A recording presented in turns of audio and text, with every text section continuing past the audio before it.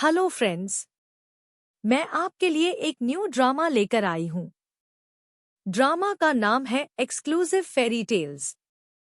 तो ड्रामा के स्टार्टिंग में हमें दिखाया जाता है हमारी फीमेल लीड जो एक लेक के किनारे खड़ी होकर लेक में पत्थर फेंक रही है। तभी मेल लीड आता है और फीमेल लीड को कहता है, तुम्हारा यूनिवर्सिटी के एडमिशन का क्या हुआ? तो वो कहती है, कुछ खास नहीं, डैड अग्री नहीं हो रहे। तो मेल लीड बोलता है, क्या मतलब अग्री नहीं हो रहे? तुम तो उनसे बात करके उनको समझा सकती हो। तो वो कहती है, तुम इतना चिल्ला क्यों रहे हो? तो धीरे धीरे मेल लीड उसके पास जाता है और कहता है, 1 साल हुआ मैंने तुम्हें देखा नहीं। मैं तुम्हें डेली देखना चाहता हूँ। पहले ही बहुत समय मैं तुम्हारे बिना रहा हूँ, तो अब मैं तुम्हारे साथ रहना चाहता हूँ। तुम समझ रही हो ना मैं क्या कह रहा हूँ? ये बोलते हुए उसके पास जाता है और उसके शोल्डर पे हाथ रखता है।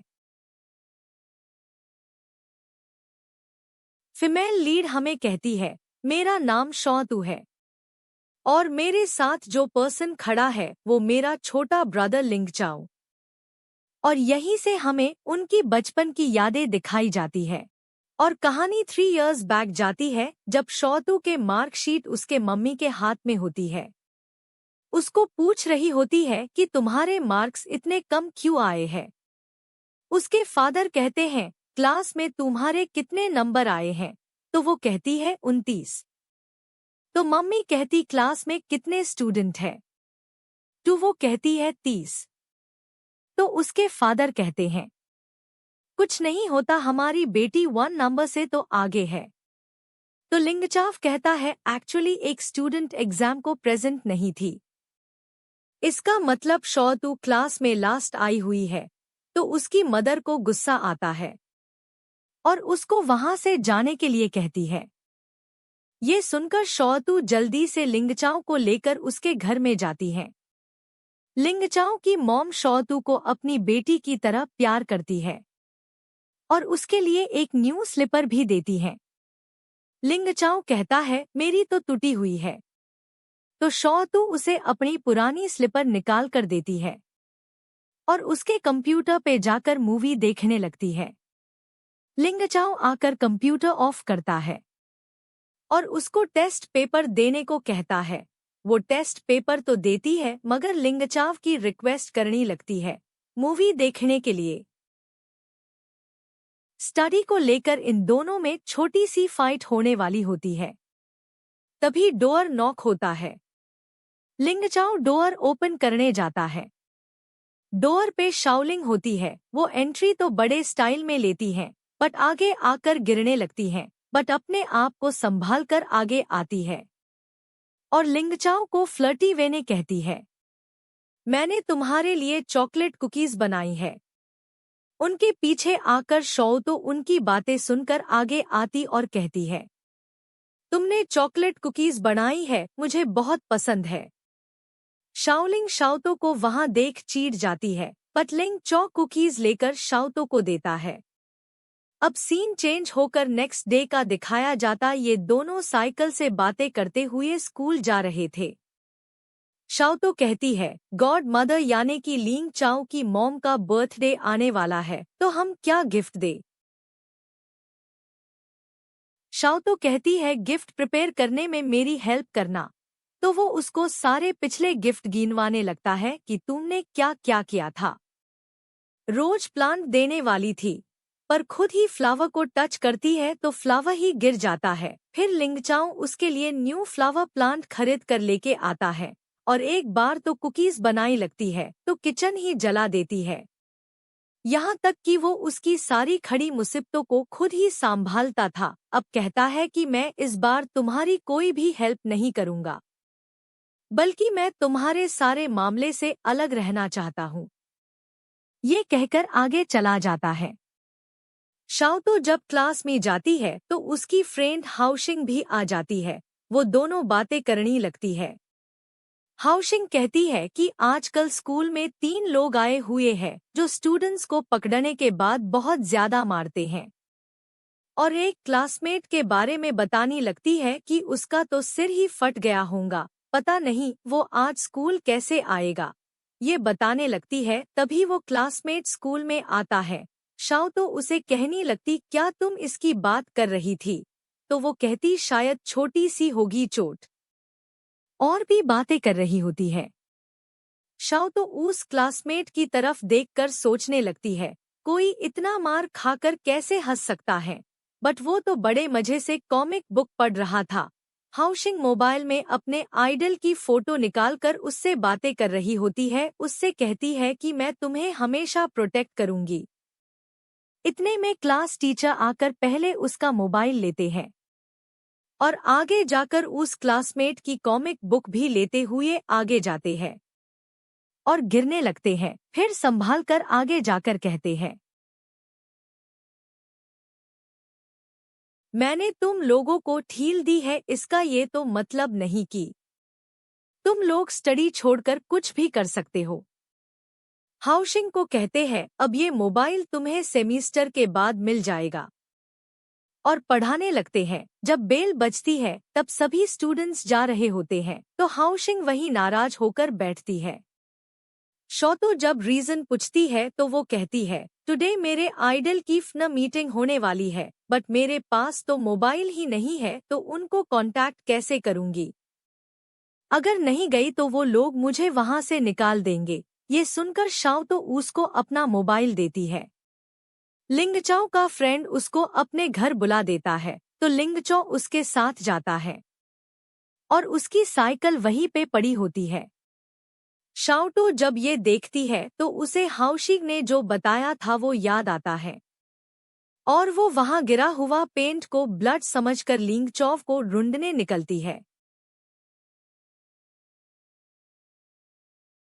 ये देखने के बाद तो शाओटो बहुत ही ज्यादा परेशान होने लगती है और अपनी साइकिल लेकर जल्दी से उसे ढूंढने के लिए जाती है। हर जगह पर ढूंढती है पर लिंगचाओ उसे कहीं भी नहीं मिल रहा होता। और इधर लिंगचाओ जो घर पर पहुंच चुका होता है। घर पे पहुंचने के बाद दोनों के पेरेंट्स आपस में बैठकर खेलने लगते हैं और यहाँ तक लिंगचाओ को भी खेलने के लिए बुलाते हैं। लिंगचाओ जब शाओतो को घर पर नहीं देखता तो उसे कॉल करने लगता है, बट उसका मोबाइल तो उसके फ्रेंड के पास होता है तो वो तो बता देती है, पर लिंगचाओ घरवालों को कुछ भी नहीं बताता। कहता है कि शाओतो उसके फ्रेंड के यहाँ गई हुई है और अकेले ही शाओतो को ढूंढने के लिए निकल पड़ता है और एक शॉप पे जाकर शाओतो की पिक दिखाता है। शॉपकीपर उसे पहचानता है, कहता है कि वो यहाँ आई थी और एक नोट भी छोड़कर गई है और नोट के साथ एक लड़के की पिक भी छोड़कर गई है। लिंगचाओ वहां जाकर देखता है तो वो पिक उसकी ही होती है। लिंगचाओ शॉप से बाहर आकर देखता है तो एक लड़का और लड़की की फाइट सुनता है। उसी तरफ जाकर देखता है तो वो कोई और ही निकलती है। फिर वो दूसरी शॉप में जाकर ढूंढने लगता है। वहां का शॉपकीपर कहता है, हाँ वो यहाँ आई थी और 3 लड़कों के साथ इसी तरफ गई है।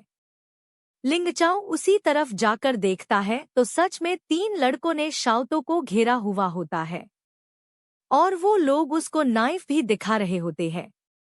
लिंगचाओ उनको पीछे से मारने के लिए जाता है तो फौरन से शाओतो बोल पड़ती है। उसके बाद पता चलता है कि शाओतो ने उन लोगों का बर्गर गिराया हुआ था और वो लोग उसके पैसे मांग रहे थे। लिंगचाओ उन लोगों को उनके पैसे दे देता है तो वो लोग भी लिंगचाओ को बचे हुए पैसे रिटर्न करते हैं। वहां से वो दोनों घर आ जाते हैं। दोनों ही बारिश में भीग चुके होते हैं। लिंगचाओ तो शाओतो के बालों को सुखा रहा होता है और कहने लगता है कि तुम कहाँ पर चली गई थी और मुझे क्यों बताया नहीं?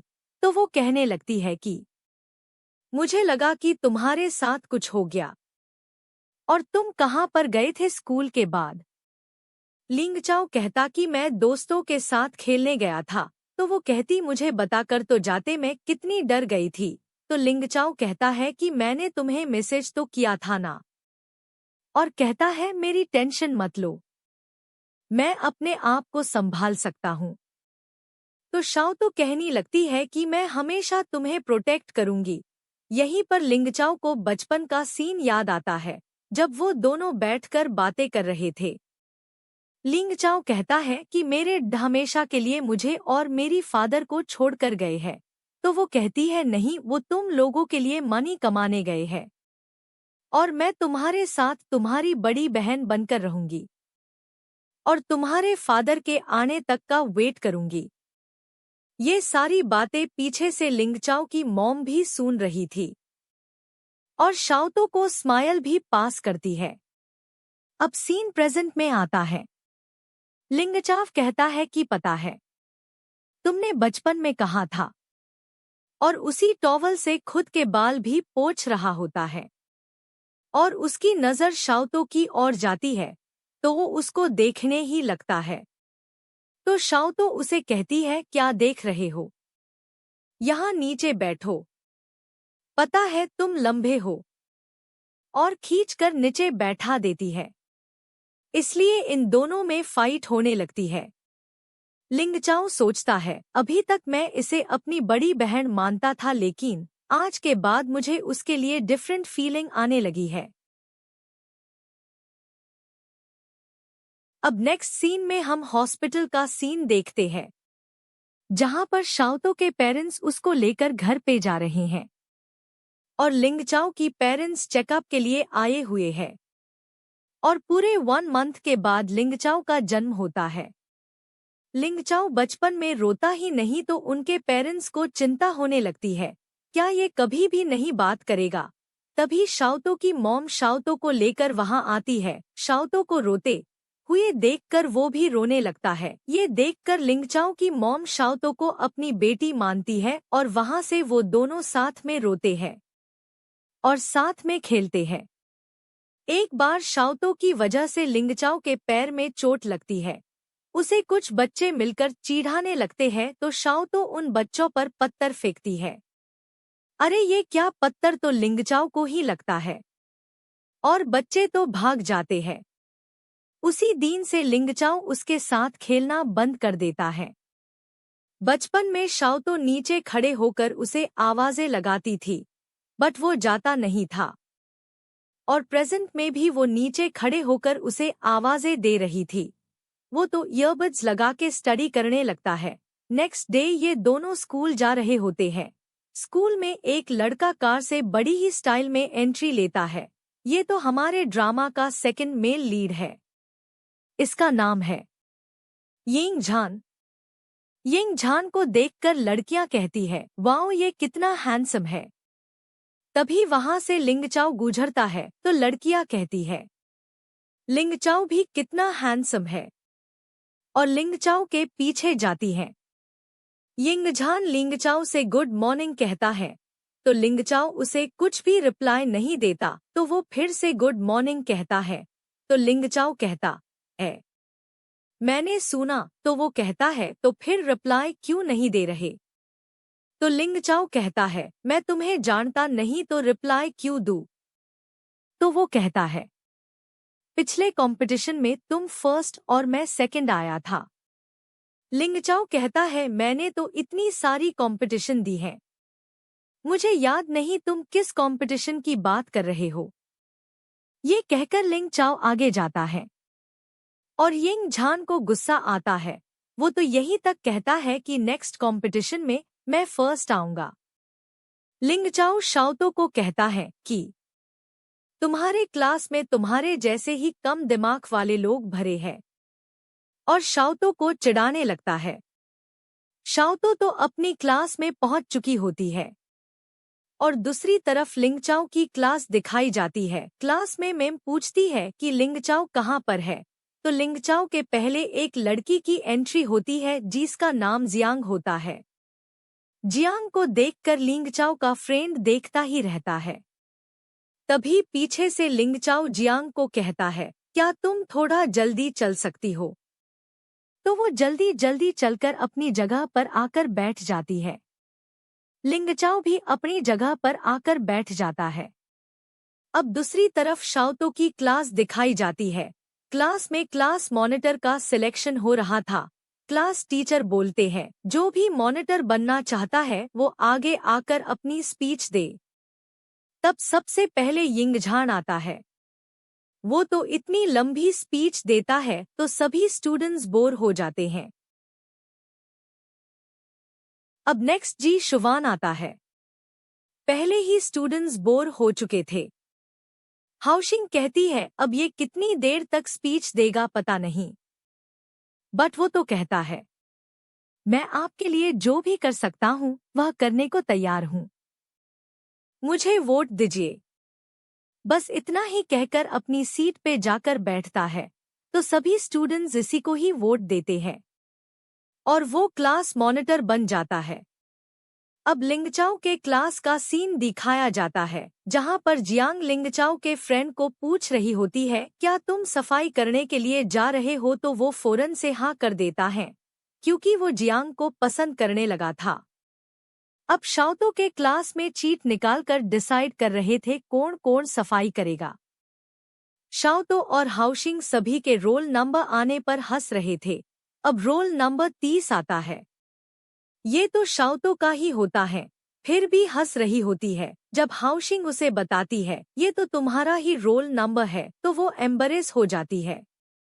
अब शाओतो जो सबके साथ मिलकर सफाई कर रही होती है तो हाउशिंग कहने लगती है, फ्रेंड्स इतनी अच्छी होती है कि वो फ्रेंड्स की हेल्प करती है, पर एक तुम फ्रेंड हो जो मेरी हेल्प ही नहीं कर रही।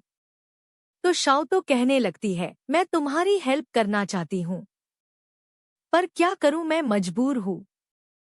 मुझे यहाँ पर भी तो काम करना है और मैं ऑफिस से तुम्हारा मोबाइल कैसे चोरी करूंगी। तो हाउशिंग उसे इमोशनल करनी लगती है तो शाओतो उसे कहती है, ठीक है, मैं तुम्हारी मदद करने के लिए तैयार हूँ, और दोनों सफाई करनी लगती है।